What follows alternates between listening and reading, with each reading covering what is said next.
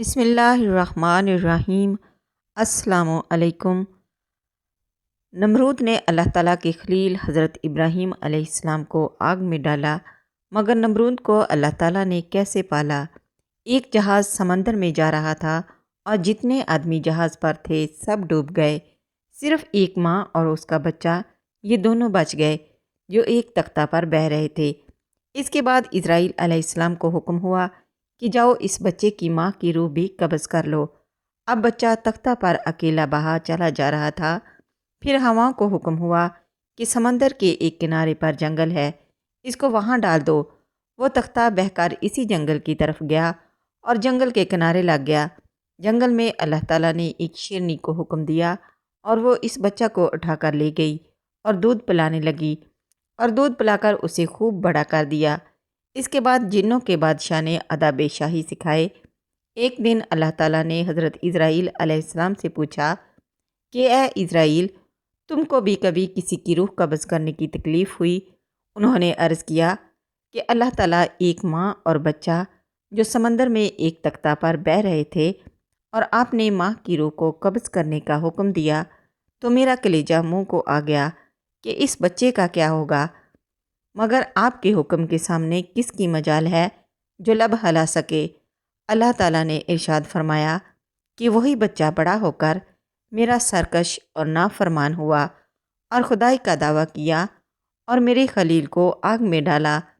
یہ شخص نمرود تھا، جس ظالم کو ماں باپ نے پالا ہو اور وابستہ اسباب جس کی پرورش ہوئی ہو، اس کے لیے تو اسباب حجاب ہو سکتے ہیں، مگر اس ظالم کو تو ہم نے براہ راست پالا، اسباب کا بھی کوئی پردہ نہیں تھا، ماں باپ کے بغیر پالا اور 100 ناز سے پالا۔ ہم نے سمندر کی موجوں کو حکم دیا کہ اس کو ایسے جنگل میں لے جا کر ڈالو جہاں ریحان و سوہن کے خوشبودار پھول ہوں، میوہ دار درخت ہوں اور میٹھے پانی کے چشمے ہوں۔ برگے گل و نسترن سے ہم نے اس کا بستر بنایا۔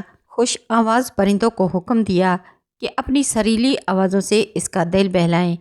سورج کو حکم دیا کہ اس بچے پر اپنی تیز شعاعیں نہ ڈالے۔ ہواؤں کو حکم دیا کہ اس پر آہستہ چلیں۔ شیرنی کو حکم دیا کہ اس کو دودھ پلائے۔ جنوں سے آداب شاہی سکھلائے اور اس کو میں نے بادشاہی بھی عطا کی، غرض اس پر میں نے 100 با عنایت و اکرام کیے تاکہ بغیر واسطہ اسباب کے میرا لطف و کرم دیکھ لے اور اسباب کے حجابات بھی نہ رہیں، مگر یہی شخص میرا دشمن ہوا اور میرے خلیل کو آگ میں ڈالنے والا ہوا۔ پس اگر کسی شامت عمل سے اللہ تعالیٰ عقل پر عذاب نازل کر دے تو پھر خیر نہیں، سب کچھ جان بوجھ کر آدمی ہلاکت میں پڑ جائے، اللہ تعالیٰ پناہ میں رکھے۔ ابو وائل رضی اللہ عنہ نے بیان کیا کہ حضرت عبداللہ رضی اللہ عنہ نے کہا کہ شیطان اصحاب نبی کریم صلی اللہ علیہ وآلہ وسلم میں سے کسی ایک آدمی کو ملا اور ان سے کشتی کی۔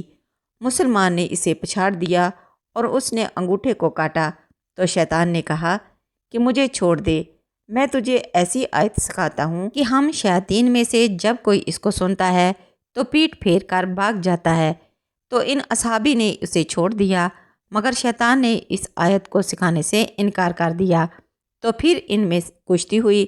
مسلمان نے اسے پھر پچھاڑ دیا اور اس کا انگوٹھا دبایا اور کہا کہ وہ آیت بتا دے۔ اس نے انکار کر دیا کہ وہ آیت سکھائے۔ سہ بارہ ان میں پھر کشتی ہوئی تو شیطان نے کہا کہ وہ آیت سورۃ البقرہ میں ہے، یعنی آیت الکرسی۔ حضرت عبداللہ رضی اللہ عنہ سے پوچھا گیا کہ اے ابو عبد الرحمن، یہ کس صحابی کا تذکرہ ہے؟ انہوں نے کہا کہ سوائے حضرت عمر رضی اللہ عنہ کے کون ہو سکتا ہے؟